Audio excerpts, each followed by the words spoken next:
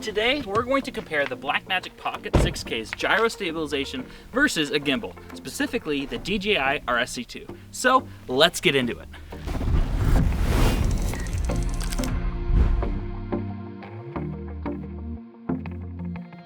There are four main ways of stabilizing an image. The first and most common way is to have a stabilized lens, and this is where the elements inside the lens can move around to stabilize the image.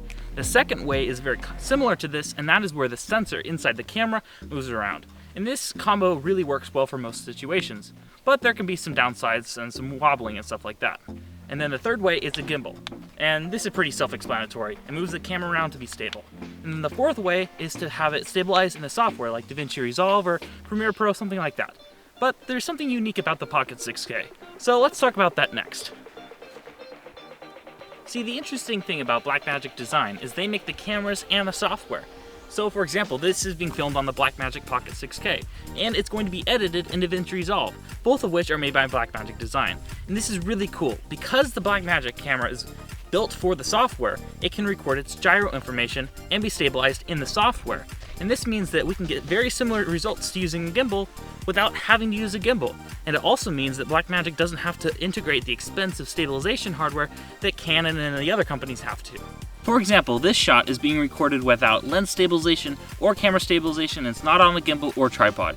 It's completely unstabilized physically. But with that simple digital stabilization, it really makes a big impact. It still looks like it's being handheld, but it's a lot better than without it. But before we can determine if this method of stabilization is good enough, let's test it against the gimbal.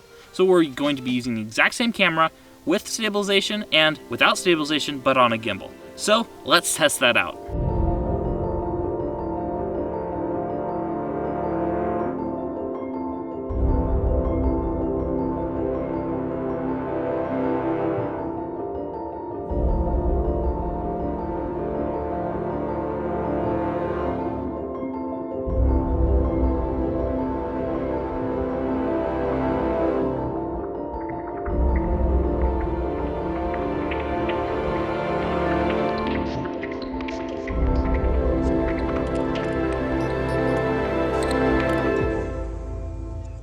Well, that's where we're going to end it for today's video. Let me know in the comment section down below which you preferred, the gimbal without any stabilization or the stabilization without the gimbal.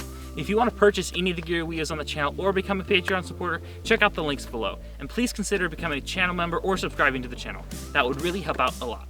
Well, that's it for today's video, and I'll see you in the next one.